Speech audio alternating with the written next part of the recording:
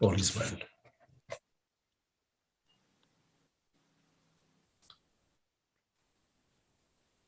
Hello, Rahul and Nathan, Esther, Mina, Frank, Hi. Nathan, George, Gisela, Holly.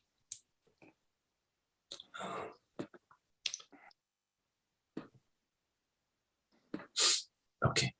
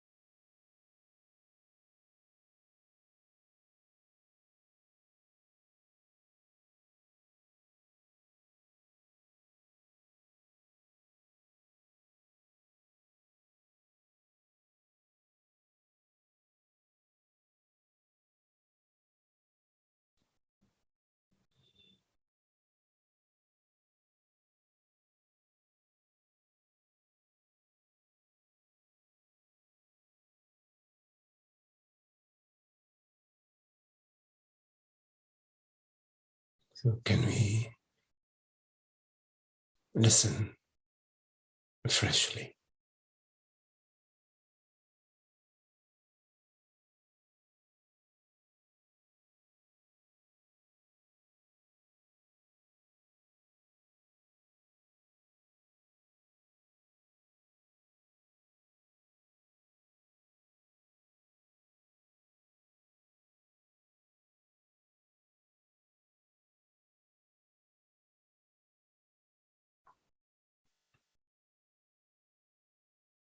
To be without past knowledge, past conclusions, notions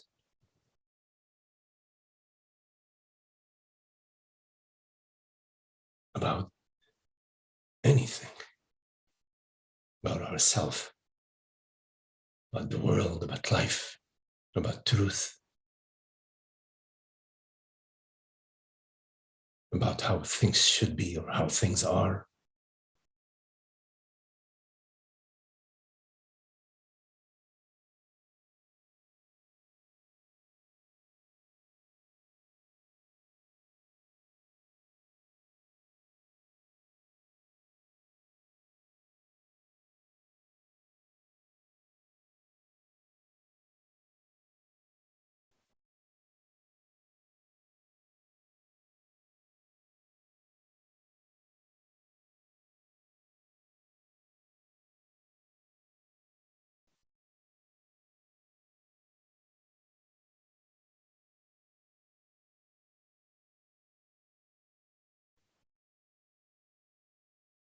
so that each moment, whichever way it appears, doesn't simply reveal its content, but reveals presence.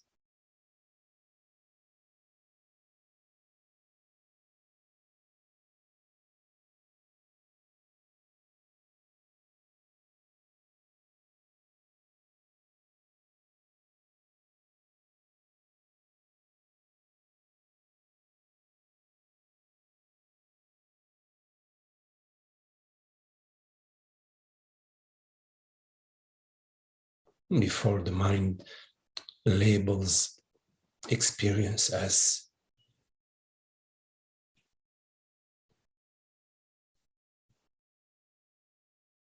the sound of the birds or the sound of traffic,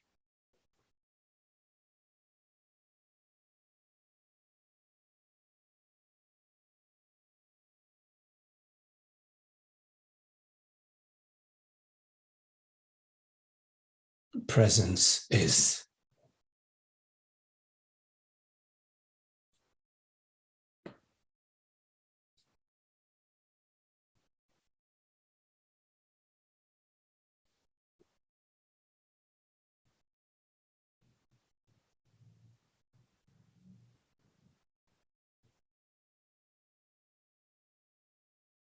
vibrant awareness.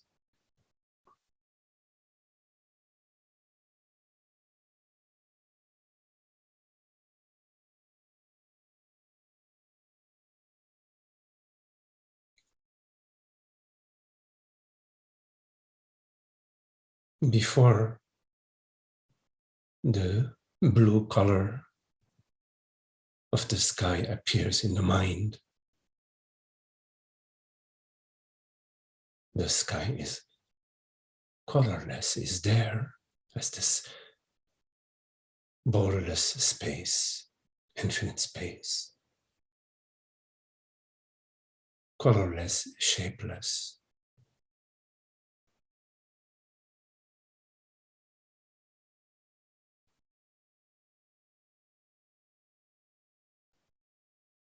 Before an appearance appears to you, and as the appearance appears to you, I am.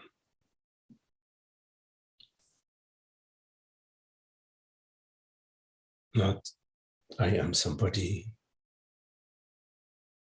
someone, particular shape and form.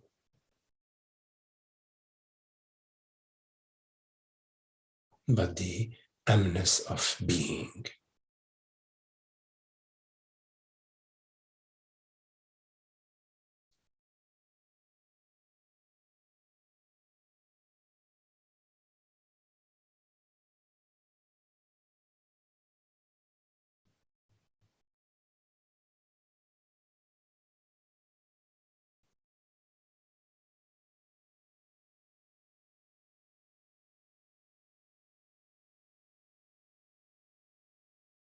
Borderless awareness.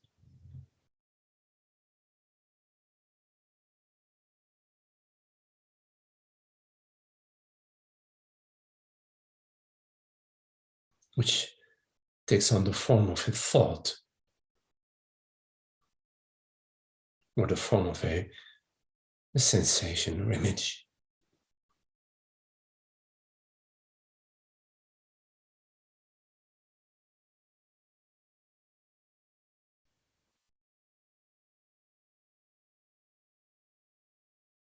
Like in your night dreams,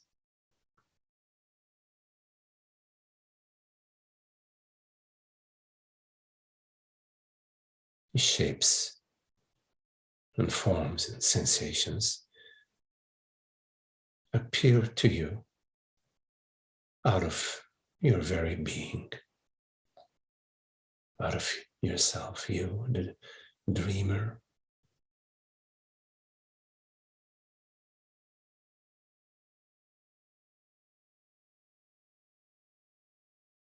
you perceive dream characters,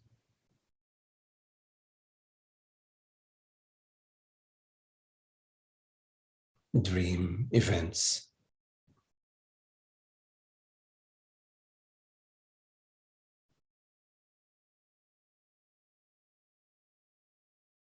dream sensations.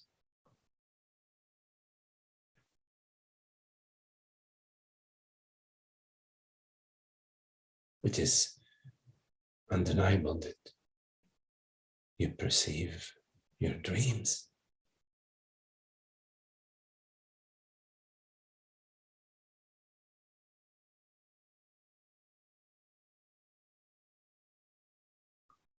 The shapes, the sounds, the conversations.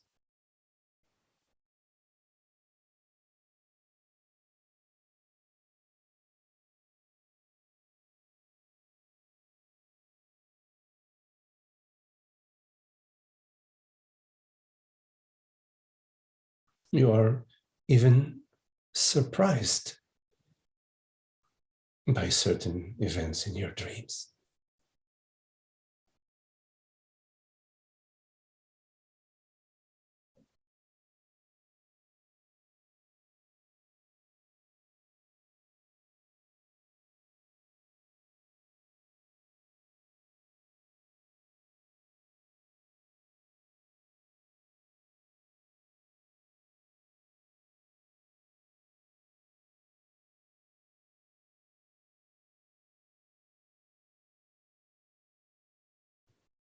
And yet, you are a dreamer. You are dreaming the events which surprise you.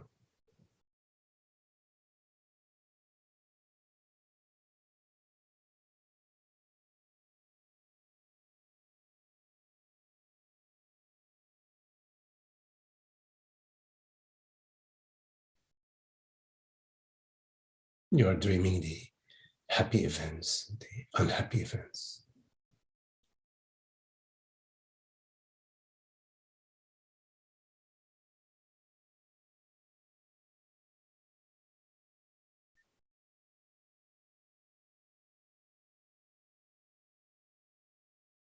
And via your dreams and the character which you create in your dreams, you carry on conversations,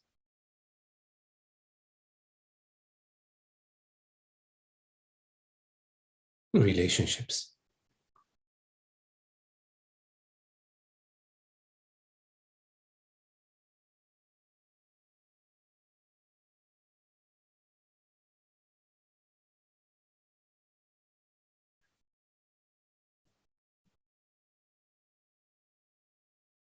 And in your night dreams,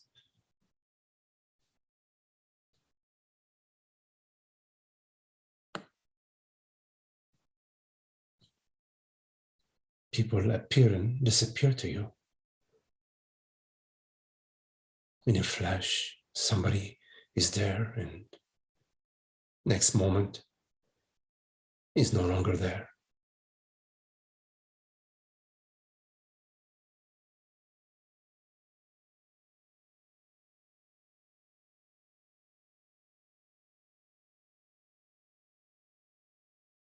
And you, the dreamer, creating and perceiving, are unfazed by the disappearance of characters in your dream, unmoved.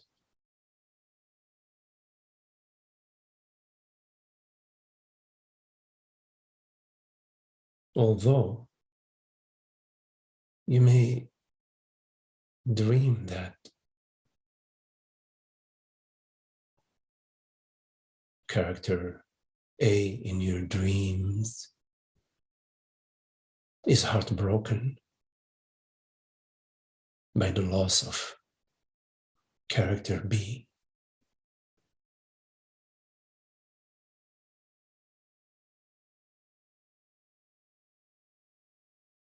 You, the dreamer, are not heartbroken.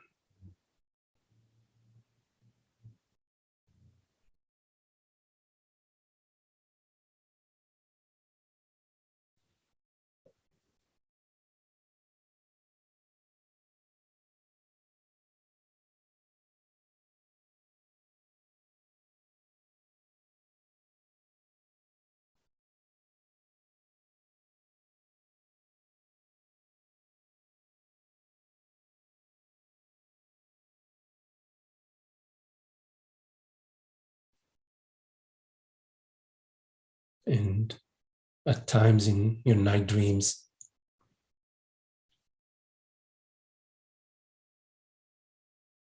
among the many characters that you are dreaming,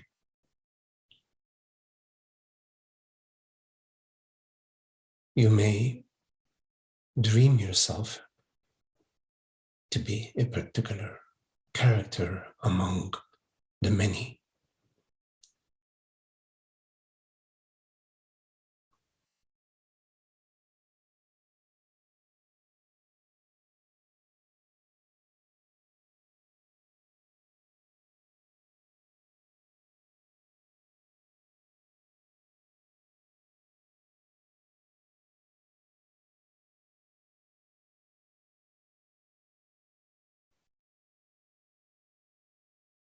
While you are dreaming,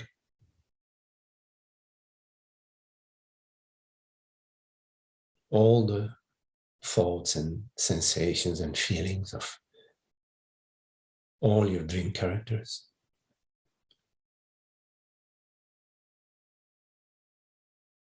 you may dream yourself to be a particular subset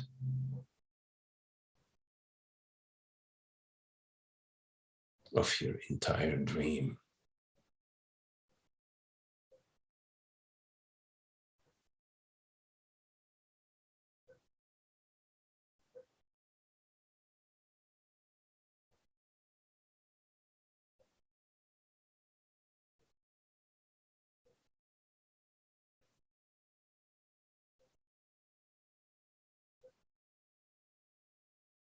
And although many characters in your night dream are appearing and disappearing, dying, birthing, dissolving, reappearing, disappearing,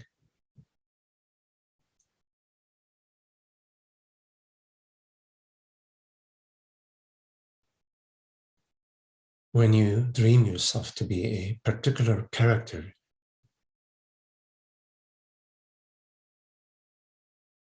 among the many characters in your night dream,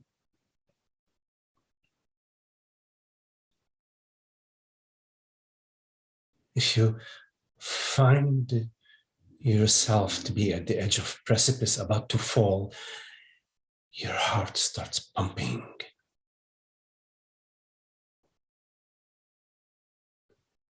You become terrified.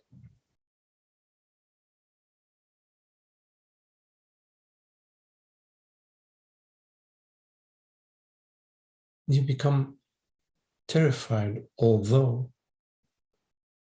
in your night dream, infinite characters are appearing and disappearing. Create them and dissolve them in your night dream. As you dream yourself to be a particular character among the many characters, you become concerned and at times terrified about dying, which would be, should be, I guess, the dissolution of the identification that you are dreaming.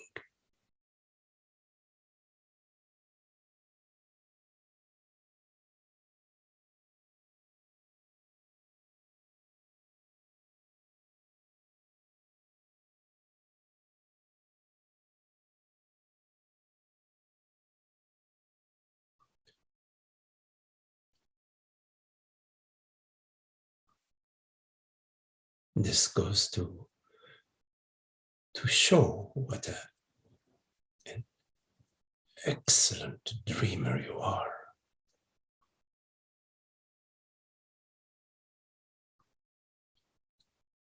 You've put together such a wonderful game.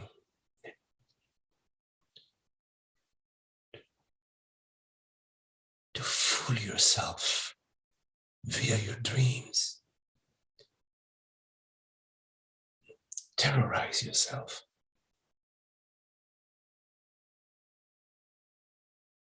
By this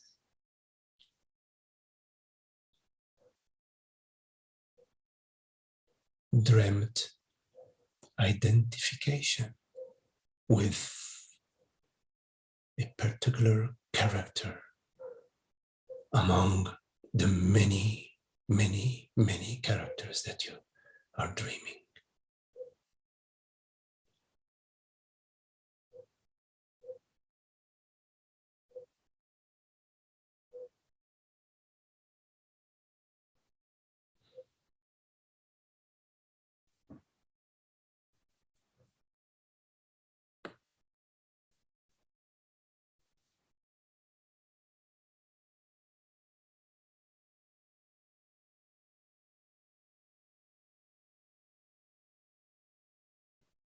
The dreamer, you do not appear, in fact.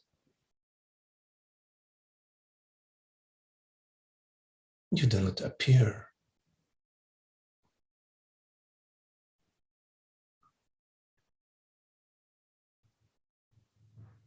Characters appear as you dream them, events, situations.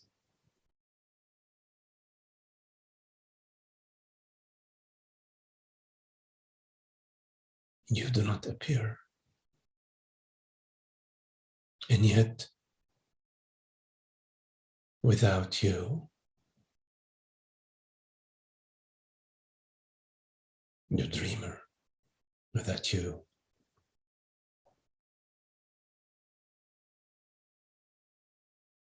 there are no characters and events and situations.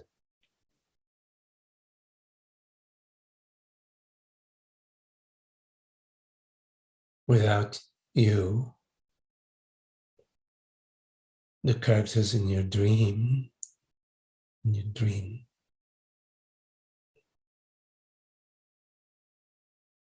they have no thoughts of their own without you.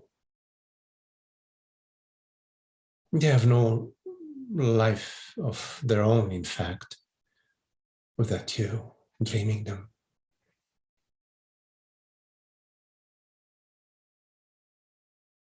Without you, the mountains and the rivers and the sunshine and the oceans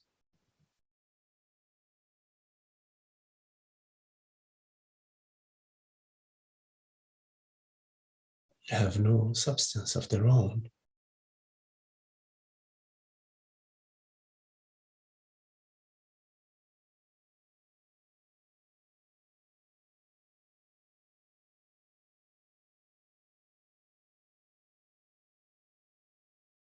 Without you,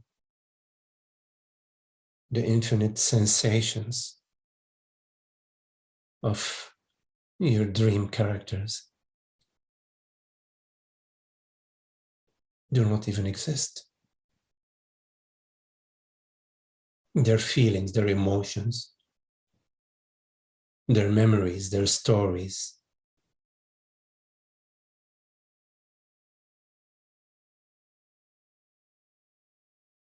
their relationships.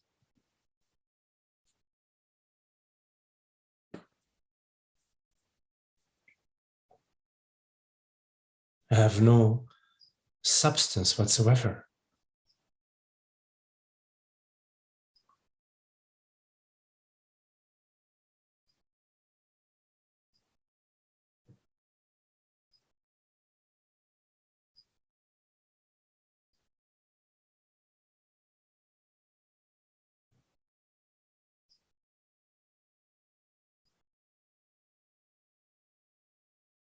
It is in your night dreams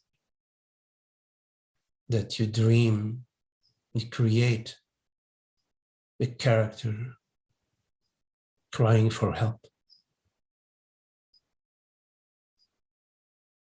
Then you create characters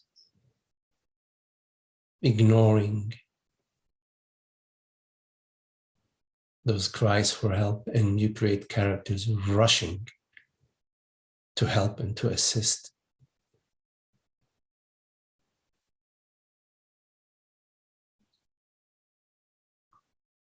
You create it all of it. Every nuance, every shape, every shade, every subtle sensation, emotion is your creation.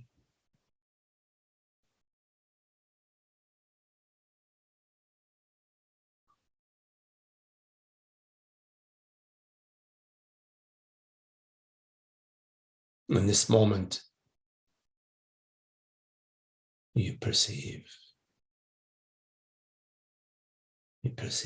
this perception, this appearance.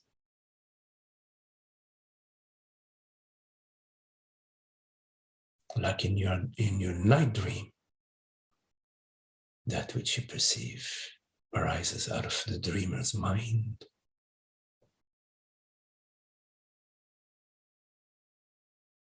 In this moment, you perceive this perception undeniable.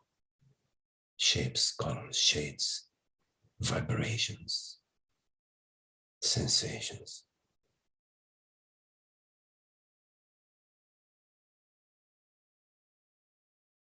But you, that which perceives, is not perceived because you are not in the dream. You are not an object of perception. Some people may say that, oh, if you are not an object of perception, therefore you do not exist.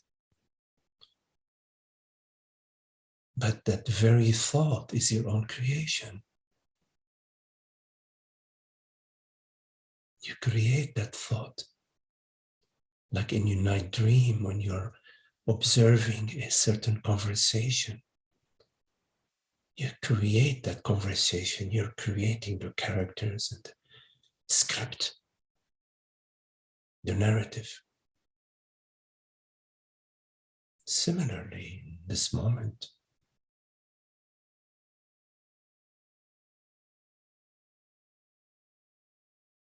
you are not perceived, and yet you know that you are. In the night dream, most often, we do not know that we are dreaming until we wake up, until the body wakes up. Then we realize, oh, how odd, how strange, how creative, how foolish, how playful, how silly, how scary.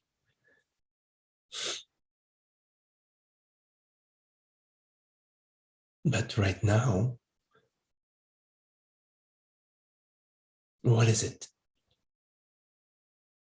to wake up from the dream?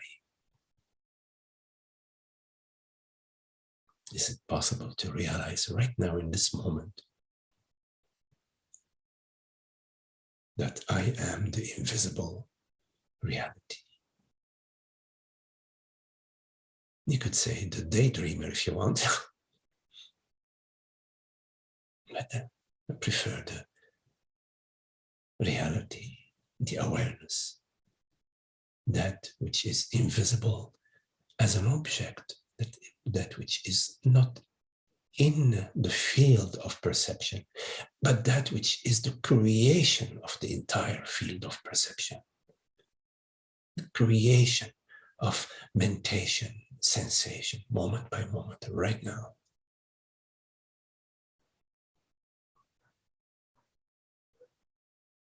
And you know that you have a key.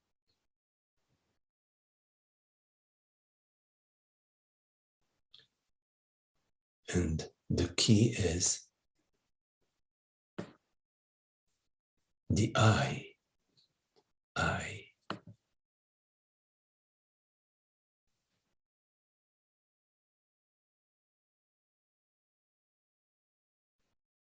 Not I, a man, a woman, I, somebody, realized sage, I, a student, it's just I. Some people foolishly dismiss I. They say, oh, there is no I.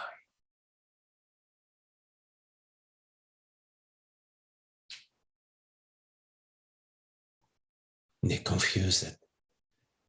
There is no separate reality, no separate self with, there is no consciousness, no awareness, no reality.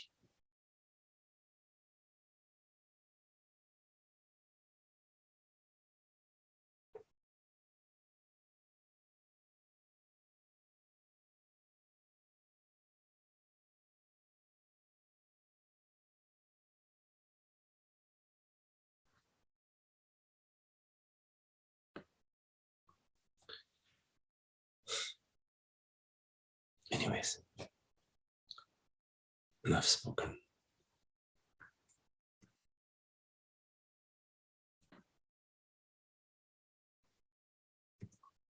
So if you have any questions, anything that you would like to discuss, anything that you want to explore, please go ahead.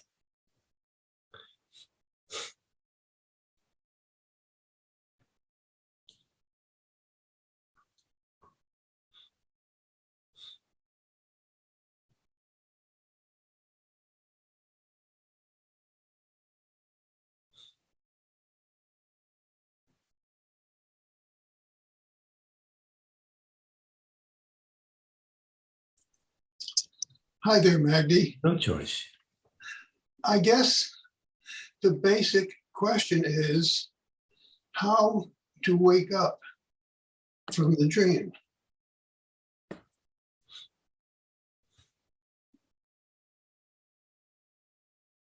Well, in this moment, you perceive this perception, and you know that you are not an object which is perceived, yes? Yes. So in this moment, you know that you are the reality, whatever it is, that you are that which perceives, right? Right. And you know also that in your experience, experientially, that which you perceive is constantly changing, appearing, disappearing, changing, moving, whatever, yes? Yes. And you also know experientially that which perceives, which we refer to as awareness, consciousness, I, whatever, neither appears nor disappears, right? Yes, except maybe it disappears when I'm asleep or dreaming. Let's just stay with where we are right now. Okay, that's fine. Yes. Okay. Yes. Okay. Okay. Yes. Whereas it could be that right now we are sleeping and dreaming. Yes, of course. So it could be. I mean, there is 0.1% chance that right now we are sleeping and dreaming. Yes, possibly, right? Well, maybe more than that. Yes. Okay, well, I got you. So there is a possibility that right now, in spite of sleeping and dreaming, that I know in this moment right now that I perceive and that I am not an object of perception, right? Yes. So there is the possibility that even in the case of sleeping and dreaming, which could be the case right now, there is a possibility that, okay, I am aware that I'm not an object of perception. Yes. Okay. So we also know in this moment that, as a way of speaking, that which we perceive, like these glasses, are limited. They have a beginning and ending. They have a shape. They have a color. They have a form. They have a sound. They're phenomenal, right? Right. Phenomenal. Yes. Meaning they have phenomenal characteristics of size, shape, density. Size, shape, color. Yes. Yes. And therefore, there is a certain limited aspect to them. Yes? Yes. Yes. And we also know experientially right now, that which perceives the reality, that perceives, has no shape, no color, no size, no sound, no smell, no gender, no location, no locality, no density, no velocity. Right. And that is what I is. Right. Let's see.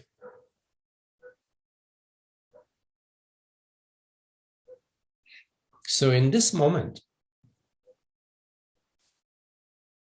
given that there is the understanding experientially. But wait, hold it. One question, second here.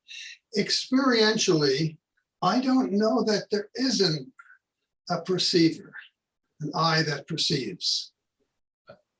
Experientially, you don't know that there is, Yes. You don't know that there is an I. Yeah, there are experiences. Not hearing and seeing and all that is there, but I can't find an I that experiences. Yes, right. You can't find a limited perceiver, an object. You cannot find somebody sitting in a room perceiving.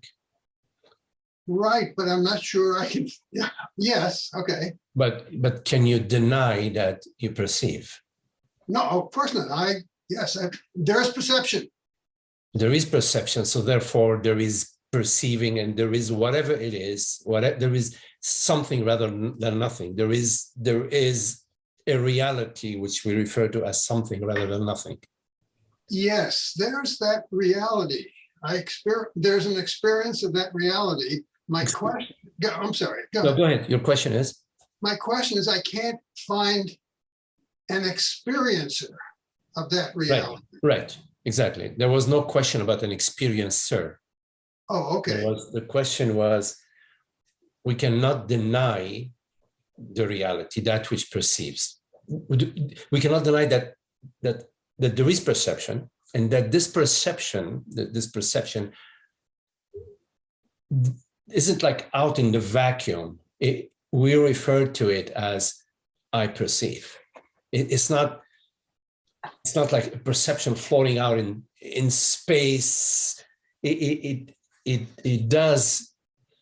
has the quality of I know, I perceive. It has the quality of knowingness, the quality of awareness. Yes, quality of knowingness, quality. Not a local perceiver. We haven't examined that yet, but there is something that perceives, and which we refer to commonly as I perceive. But that's where I get lost. I don't, in my experience, find something that perceives. Right. Yes, you don't find something, but still you feel that you perceive, right? I perceive. Oh, yeah, I feel that I perceive. And you experience that you perceive. Yes. Okay. You experience that you perceive. That's your experience. Yes, well, there are perceptions, and I label them mine because they're not your perceptions. They're here. Right. Like let's say that I take you to the ocean with your blindfold, then I take off the blindfold. I tell you, do you see the ocean? You're gonna say yes. You're not gonna say yes. ocean as, you're going to say, yes, I perceive the ocean, because it's your experience that you perceive the ocean. It's your experience that you perceive the ocean. Okay. So experientially, you perceive. Okay. This does not mean that there is a separate perceiver. Okay, that's my point. I'm with you on that. We haven't looked for separate perceiver, and in fact, whenever we look, we don't find one. Right. But although we don't find a separate perceiver, I still perceive. Yes.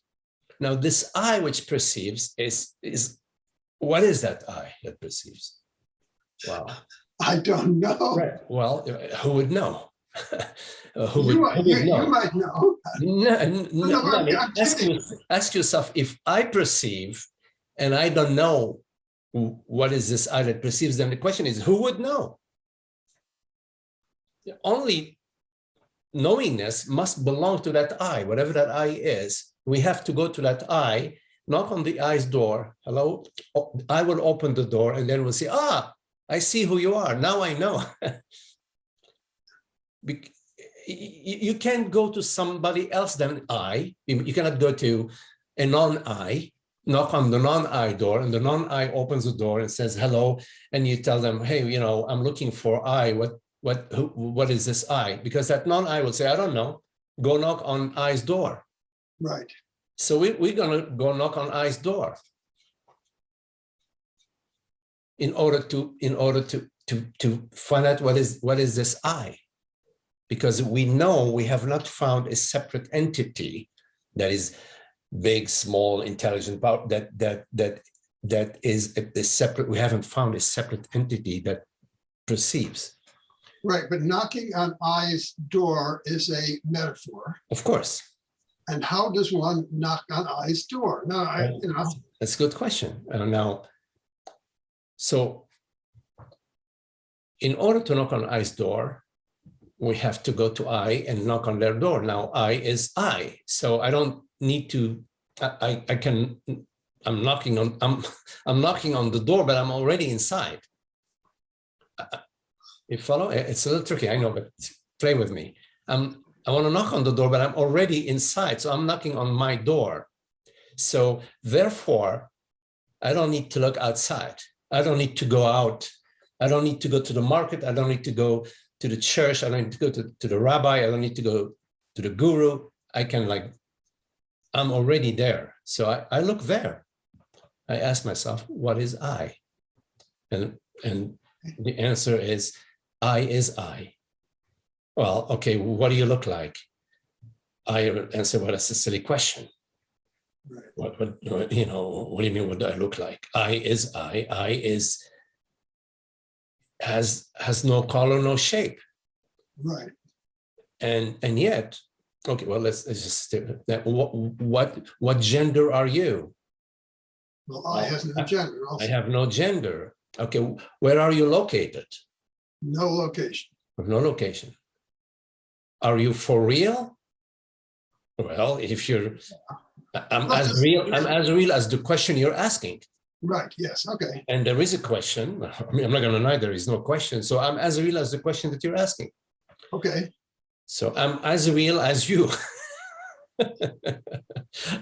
Okay, good. Now, it's really tricky because some people go from, well, if I'm as real as you, then we could say that both are not real. Well, okay, we could say both are not real, because if we say both are not real, then we have to deny all the reality of any perception. So then we are like in the complete nihilism. There's nothing and nowhere and nobody and nothing and nobody's talking to nobody and the end of conversation. Well, I'm okay with that. I'm okay with that on one condition.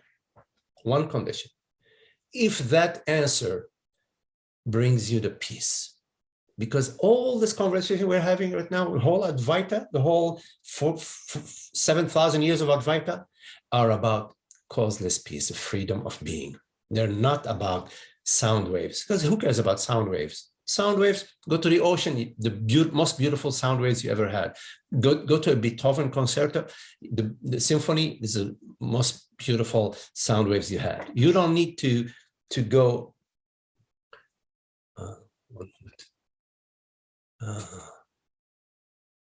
No, okay. Sometimes, oh, Frank, let's see. Okay, maybe it's Frank. Okay. Oh, is that to watch? Sometimes people come on. So, where were we? Yeah.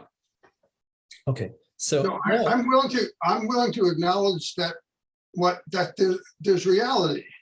Yes. Okay.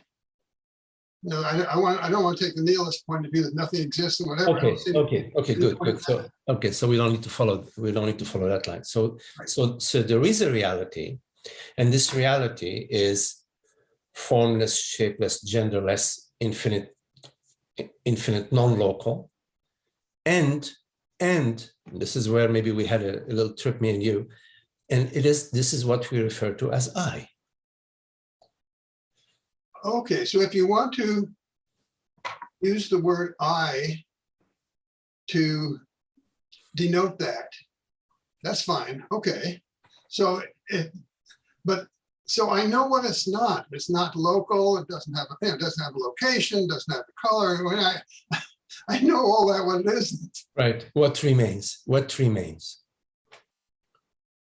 You remove color, shape, sound, size, smell, memories, feelings, etc. What remains?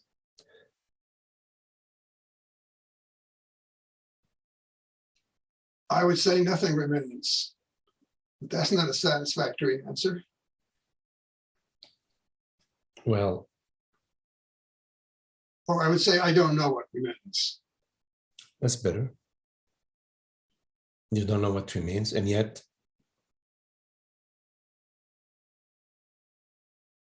there is something rather than nothing. Yes. Granted, there is something rather than nothing. Yes, and you don't know. Okay, that's good. So you just have to stay with that. There is something rather than nothing, and I don't know what that is. I cannot call it something. I cannot call it nothing. Okay. Because your question was how to wake up from the dream, right? Exactly. So this is where we have arrived. We've arrived at I am, that I is a reality. And I don't know what this reality is. I cannot call it nothing. I cannot call it something, right? Right. But I cannot deny it. It cannot deny itself, right? Right. Okay, just stay with that. That's good. That's a good place to stay. Okay. And how long do I stay here? A year? A decade? I'm just kidding. I mean, okay. Well, okay, wait a minute. In your question right now, you've made a jump. You're very subtle, but I can see it. You made a jump from I, this not knowing, to I know what I am. You went from I not knowing to I, George. But so quick, it was so quick. It was so quick that you didn't even notice it. I didn't know. Because when you said, how long am I going to wait? When you said, how long am I, George, at that moment, when you quickly said, how long am I going to wait? You put on the George costume. Right. No, I noticed that. I didn't notice it then, but I notice it now. Yes, that's right. At that moment, I took the point of view of a separate self. There's a George here. And yes. So therefore, when I said, well, let's just stay there, you just immediately told me, no, I'm not going to stay there. You said yes, but in fact, you acted no.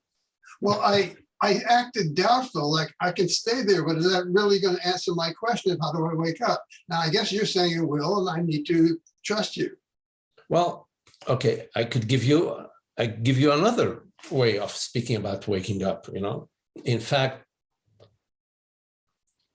the night dream metaphor, in the night dream metaphor, the body is asleep. And there are dreams, right? Right. But it's not the body that is dreaming. Right. The body does not dream. The body is a machine, a very sophisticated machine. Right. The body does not perceive. It's not the body that is perceiving the dreams and the dream characters. Right. Yes, I agree. So what I'm telling you is that which is perceiving the dreams and the dream character and the dream stories is not asleep. Okay, I think I'm getting it now. But I seem to think I'm getting the analogy now, because in the dream, there's dreaming, there's perception, there's all that stuff. But in that dream, there's no dreamer. I can't locate a dreamer. But the dream, okay. It's not the body. It's not the body which is asleep, which is dreaming. No, that's clear. Yeah, I know. It is not the body which is asleep, which is perceiving the dreams. So that which is perceiving the night dream is already awake. So I could have told you, when you ask, how do I wake up? That you're already awake.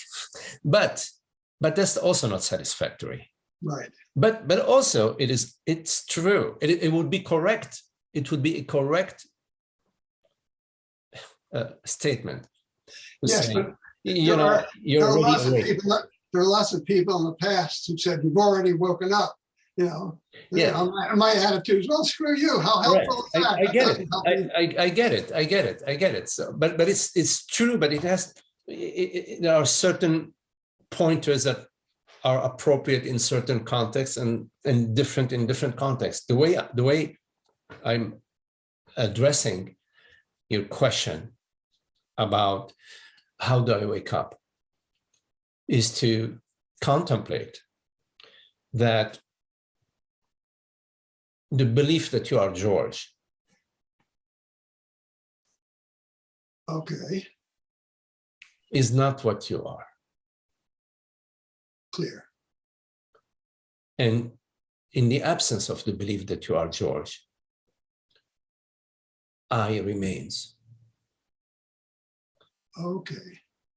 And in the presence of the belief that I am George, the true I is just veiled by the belief.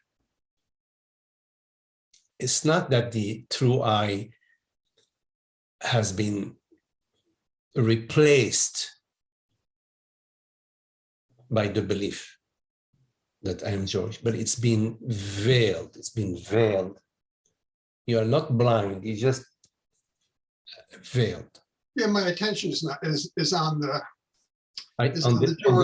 identity, on the character, the feelings. You're enjoying the character, you're creating the character, you're catering to the character, you're trying to fix the feelings of the character. You've identified within your dream with one particular subset of your new creation, and via this identification, now you have a particular doll, D-O-L-L, a doll, like a particular toy. You have a particular toy that now you are mesmerized with, and your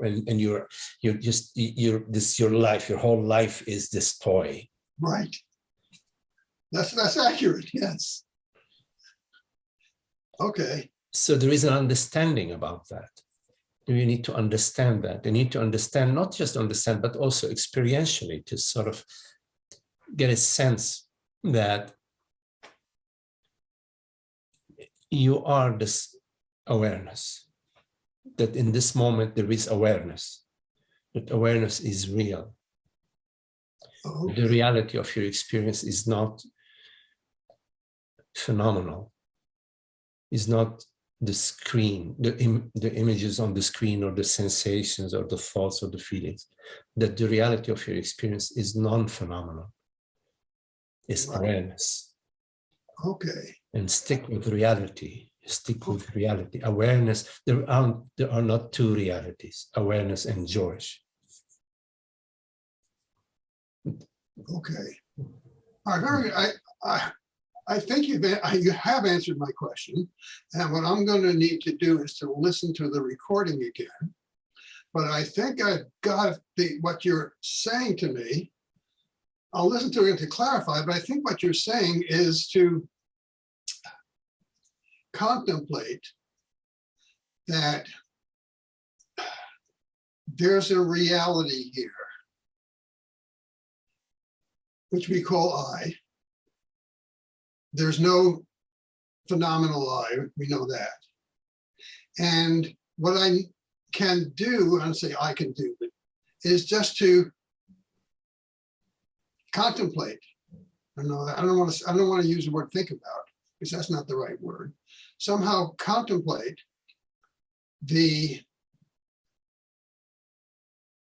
I said it was unknown, the unknowingness of this reality. Is that more or less accurate? Yes, it is the I that is contemplating itself, but it is sufficient for you to see through the belief that I is a limited, mortal body, mind, form. Form appears to you. Sensation appear to you. Okay, that seems easier to do because it's a question of seeing what's not true. It's sufficient to let go or see through the belief that I am a person, that I am a limited consciousness, a limited self, and to rest in that understanding. That's an understanding. When you see that, oh, I am not the object that I'm imagining myself to be, or the form, or the sensations. That is an understanding. Right. Don't just get to that understanding and then go to, oh, well, what do I do with it now? because you just very quickly went back to I am George, but without noticing it. You know what I mean? Yeah, yes. No, I do know what you mean, because I spend my time being, even though I know, you say, is there some George here? And I can say, no, I really know I'm not George, but yet I have the feeling that I'm George and I behave as if I'm George. Yes, right. So if you have the feeling that you are George, there's an opportunity for you to see that a feeling that you are George, that you're a dinosaur, that you're a unicorn, whatever, that you're George, feeling that you are George is an appearance that is appearing within your body mind. And an appearance refers to something that perceives it. There must be, if it's not perceived, it's not there, right?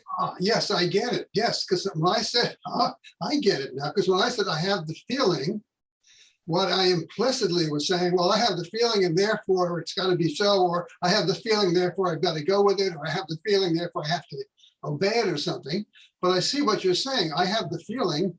It's just a feeling. Right. It's just a thought, and right. Some emotions. It's all it is. Yes, but you're also, when you say I have the feeling, you're assuming that there is a physical I or an objective I or a personal I that is having this feeling. In fact, the I have this feeling is simply means that a certain sensation is appearing within awareness. So right. You have to be watchful with even your language. When you say I have this feeling, until you have clarity about what I means, there is the inference that I that has this feeling is George, is a right. person, is a personal self. Right. So it's more accurate, it's our experience, that there is a sensation, a thought, we can call it a feeling if you want, that's appearing, or that's being perceived, or it's appearing on the screen of awareness, whatever way you want to speak it, as opposed to saying, I am having the feeling that I am George, because there is an inference that I is real as a personal self, because it's a little tricky. I know that I is real as awareness, but because we're so habituated to refer to I as a personal body mind, a personal subset of of identification within the dreams. We're so habituated to being with our toy, to be the toy, to love the toy, to feed the toy, to whatever. We're so habituated to that as soon as we say I, we go to I am the toy. I am the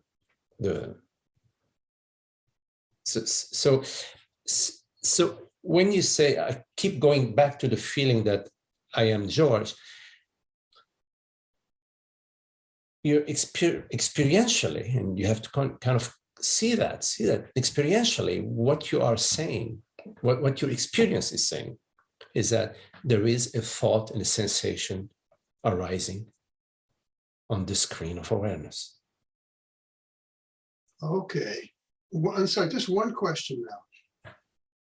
In terms of who perceives perceptions, you seem to imply that I perceive. Yes.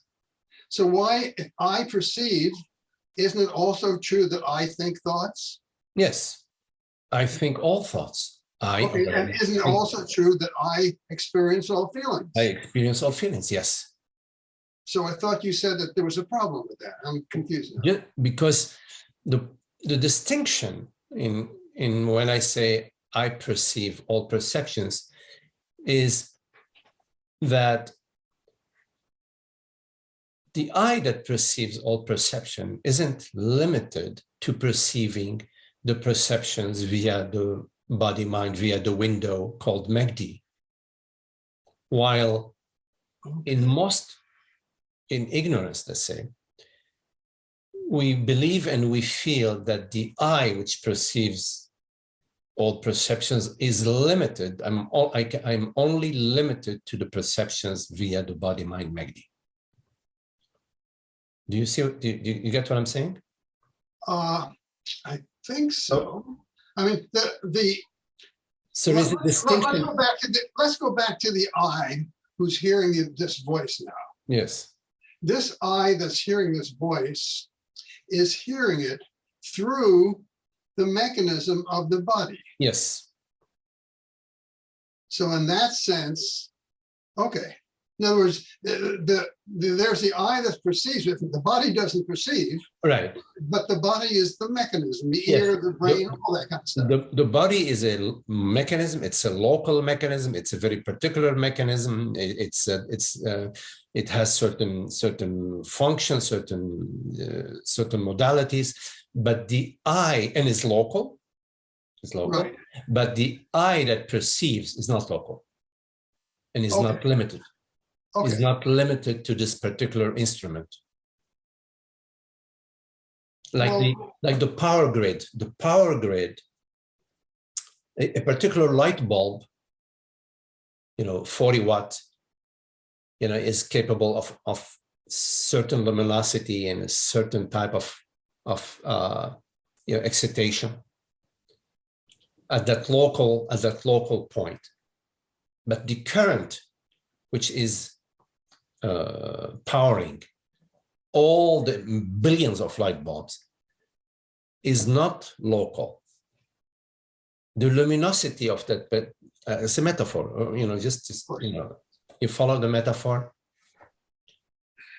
I follow, yes. Well, I do and I don't. I'm going to need to contemplate this a bit more. Because the I, when I look at the ocean, I need this body to see that ocean.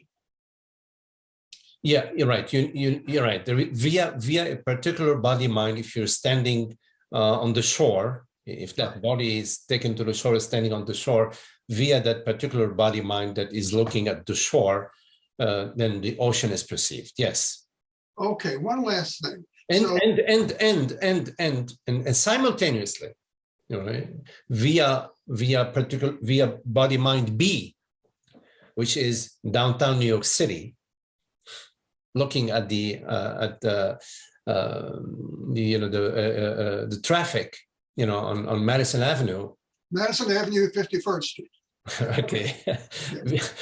So via body mind B, that same I The same I Okay, that's what loses me. The same I.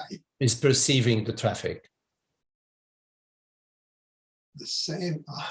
Okay, I'm going to have to contemplate that. Now, the issue is when we identify I with a particular body-mind,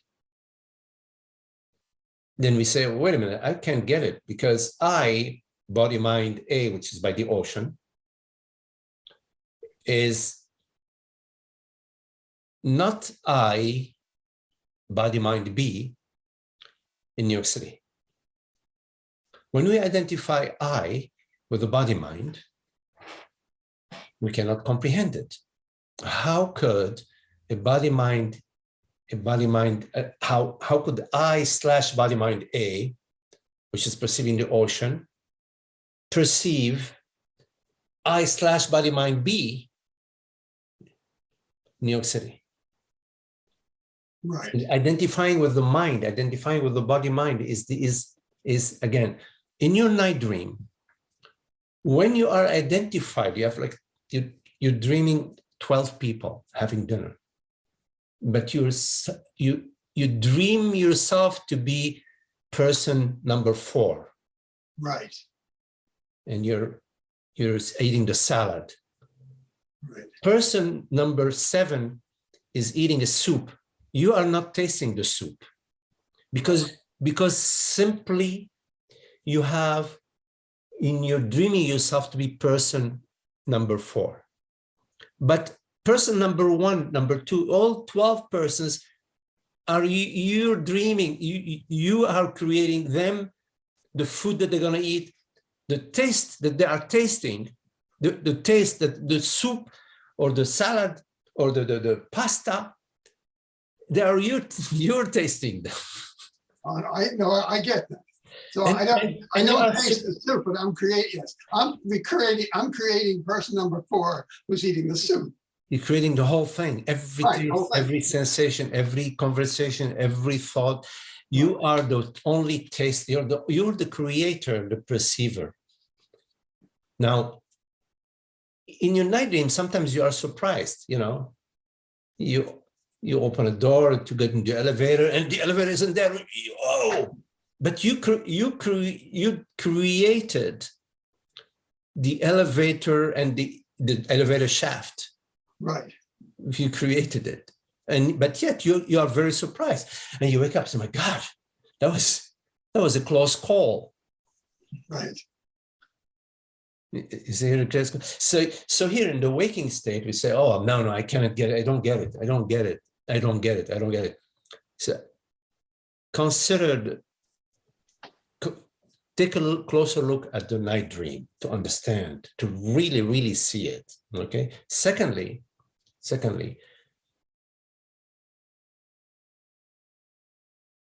inquire into the belief and the feeling that which perceives is the body-mind. When it becomes clear to you that it's not the body-mind that perceives. I perceive the body-mind. I perceive thoughts. I perceive senses. I perceive images of George, images of George's family. I perceive, and that the I that perceives is not the body-mind. It's not a body-mind. That would be very helpful to you. Then it will free you from that puzzle that you're having right now. That puzzle, you're having a puzzle right now. I don't get it. I don't get it. How could I am standing here looking at the ocean? How could I be also seeing the traffic? You can't answer that in your mind. You cannot, because you can't, because the mind is basically saying, I am this particular entity, A, by the ocean. I am not entity B by the downtown New York City. Right. You see. So the night dream helps you to understand that, wait a minute, there are no separate objects in fact. It is all one realm.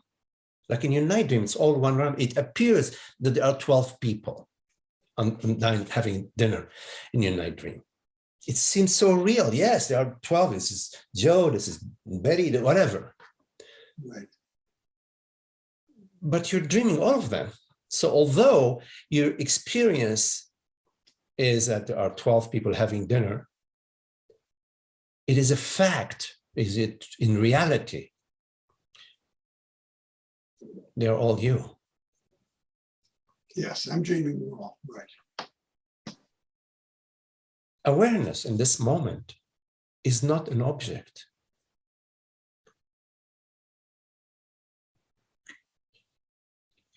As a metaphor, use awareness as the dreamer. And it's a poor analogy, but as the reality in your dream, there is a reality that perceives the dream characters. Consider right now awareness, which is experientially, we all are aware. I mean, it's experiential. Awareness is not a concept. There is such a thing as a concept awareness, but that's not what I'm talking about. I'm talking about the direct experience of awareness. I'm aware. Use awareness as, in the metaphor, as the reality of all phenomena, of all, not just of reality of George's thoughts and George's, yes, I agree. Awareness is the reality of George's thoughts and blah, blah, blah. But these thoughts don't belong to George. It's not George who is thinking the thoughts. George is, a body mind doesn't create thoughts. Right. Because if a body mind created thoughts, then it could pick and choose, you know. Body mind is like a computer. It's programmed. There are different images and things that arise on the screen as a result of the software and the hardware, you know, of the computer. Right. No, I behave and think that the thoughts are mine, but I know that they're not. I mean, you point that out, and it's obvious. Yes, of course, Yes, the thoughts are. yes. I don't choose those thoughts. Yes, they're not yours. They are not yours as George, and yet they are yours as awareness. Okay. Well, they're mine as awareness, just as Madison Avenue and 51st Street is mine as awareness, right? Yes, absolutely. Okay. Absolutely. Got it. There's only one I. Okay. There's only one I. Hard for the mind to get around that. I really appreciate this. Yeah, I mean, yeah.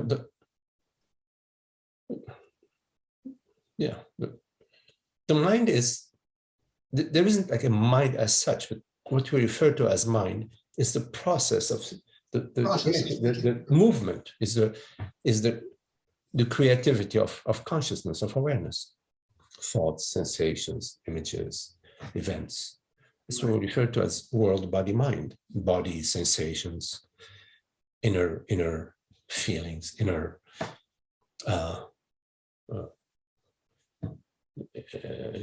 creative thoughts. That's what we refer to as mind, which is the activity of consciousness, activity of awareness. But there is one reality. So all phenomena, whichever way we describe them, they have one essence, not like infinite essences, infinite realities. We never experience two realities. We experience many thoughts, thought A, thought B, but we're always experiencing a thought at a time. Even the memory of a past thought is a current thought. The memory is a current thought. But we never experience multiple realities. Multiple realities is a concept. You know, it's a concept. Concept is a thought with certain imagery to it, a certain content to it. Great. Thank you very much, Magdi. I'm going to listen to this recording probably several times. Okay. Thank you. I really appreciate it. Thank you very much. Okay, welcome. Okay.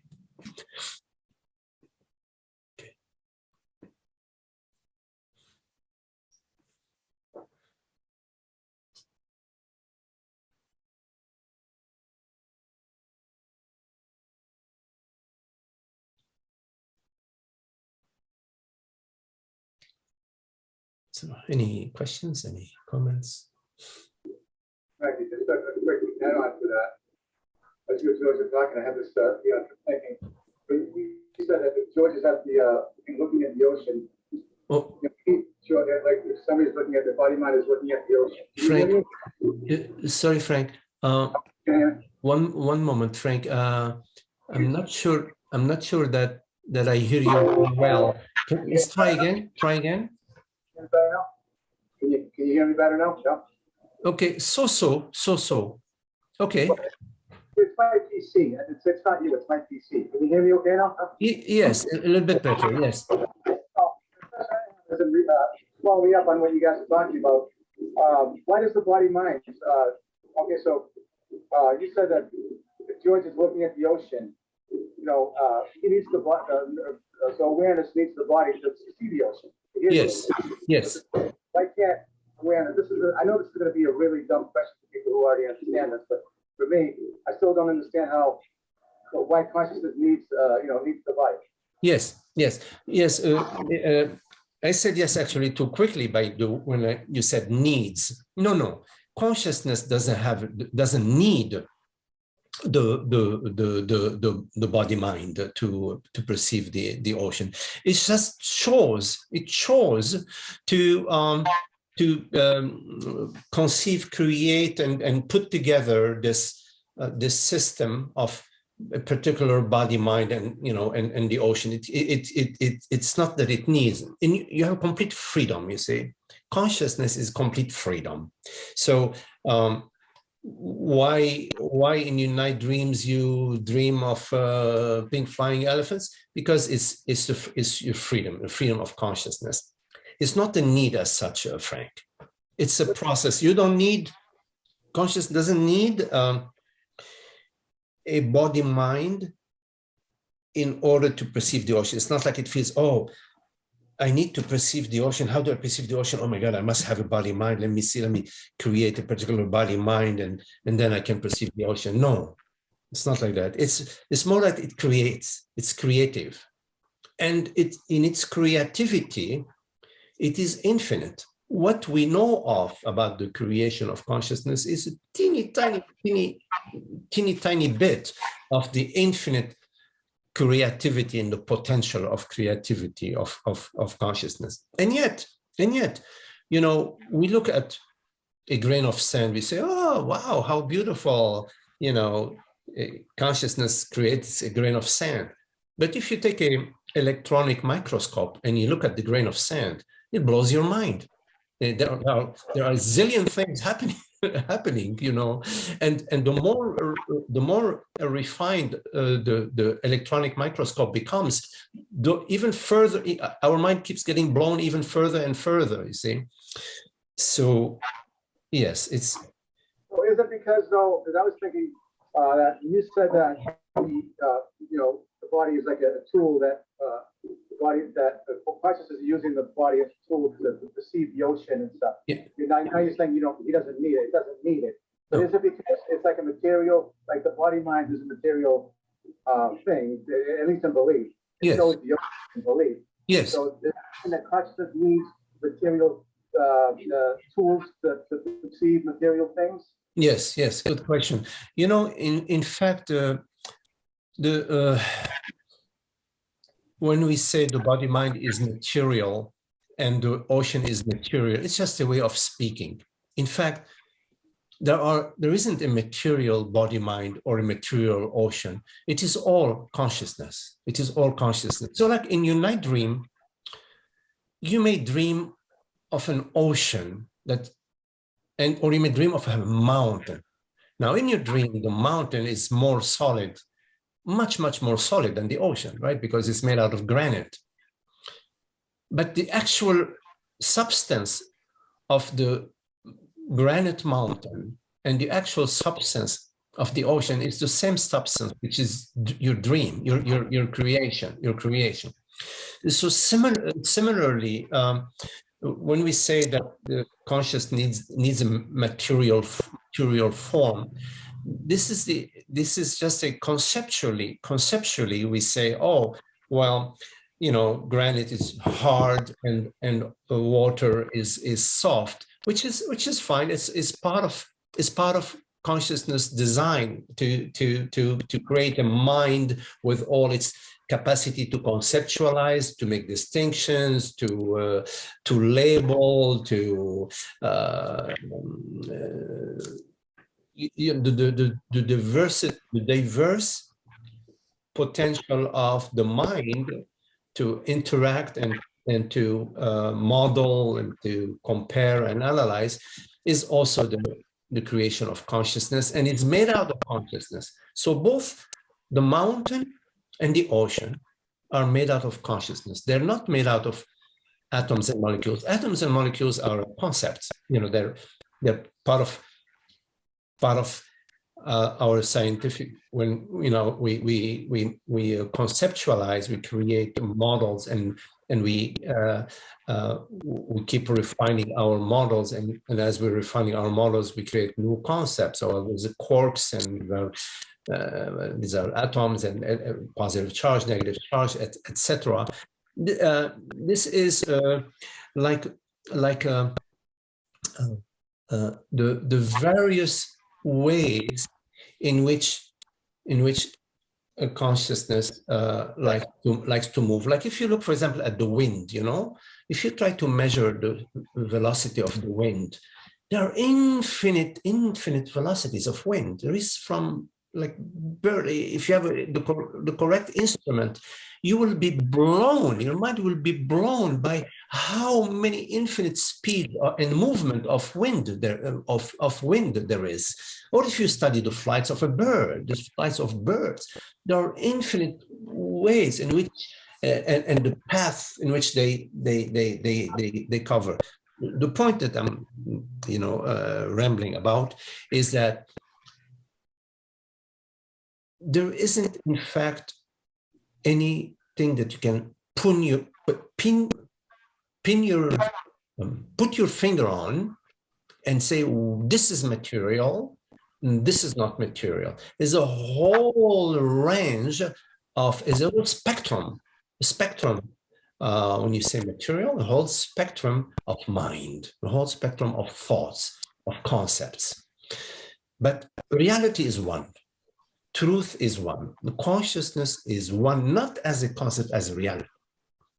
And there isn't a half reality or a quarter reality. Everything refers to that one reality. It's not like there are some things that are more real. Material is more real than non-material. It's all this one reality, which is awareness. Like if somebody's at the ocean, we're going back to the ocean story. Consciousness is looking at the ocean through the mechanism of the body-mind. So if you take the body-mind away, that perception also goes away, right? So you're not really, consciousness is no longer looking at the ocean, right? Well, it sounds weird to you. But you're thinking of consciousness as a separate observer. In fact, consciousness, in an instant, it's not in time, in an instant, creates the impression of the instrument of perception and the object perceives simultaneously. So it's not that there is a store in which there are so many different bodies and another space where are many different things that consciousness can observe, and then consciousness picks body A from room A and then goes into the other room and picks the ocean and says, okay, I'm going to use this body and I'm going to use this ocean or this view of the ocean. I'm going to put them together, and this way I could, via this particular body-mind instrument and that particular view, I can put them together, and then I can see that particular view of the ocean. It's not like that. It is in the instant, right now, in this instant, consciousness creates not out of a library, not out of a store, in the eternity, in the infinity of being, it creates the perceiver and the perceived, creates them, conceives them, creates them, and dissolves them.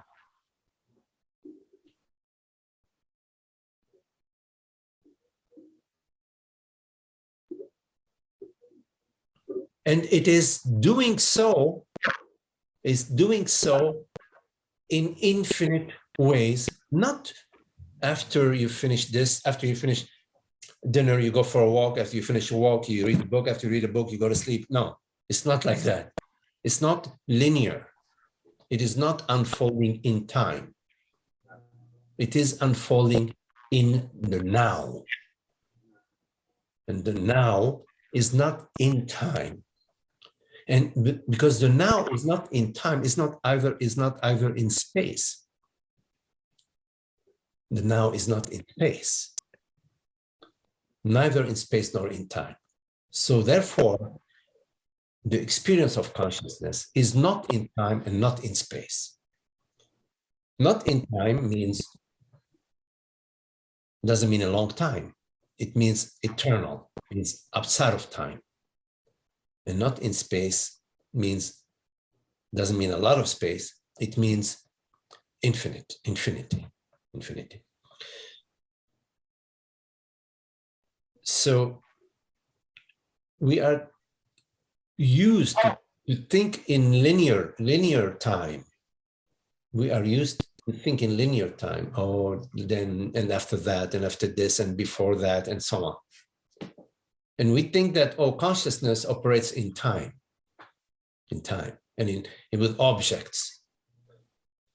But consciousness is not in time and object, because it's not phenomenal. It's not an object. That which perceives, the reality which perceives, is not an object of perception. It's a different dimension. The screen is a different dimension than the images on the screen. It's the image. The screen is not an image. The mirror and the reflection in the mirror, the reflection of the mirror are not the mirror. The mirror doesn't reflect. It has no reflection to itself. So consciousness has no objective qualities of perceiving, as an object.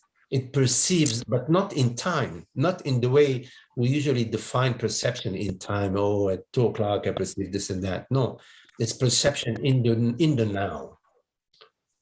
And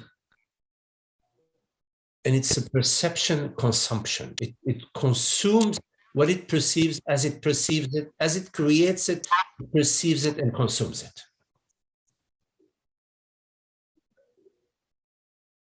Okay. Thanks, Magdi. I'm going to watch this back too. I need to watch this back again. Okay, Frank. Okay, wonderful. Thank you.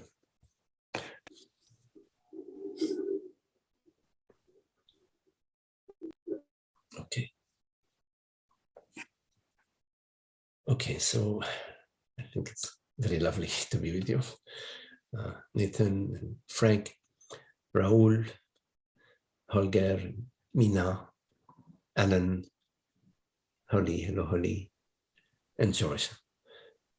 Thank you all. Okay. Thank you, Magdi. See you. Thank you. Thank you, Magdi. Thank you. Thank you. Goodbye, everyone. Thank you, Magdi.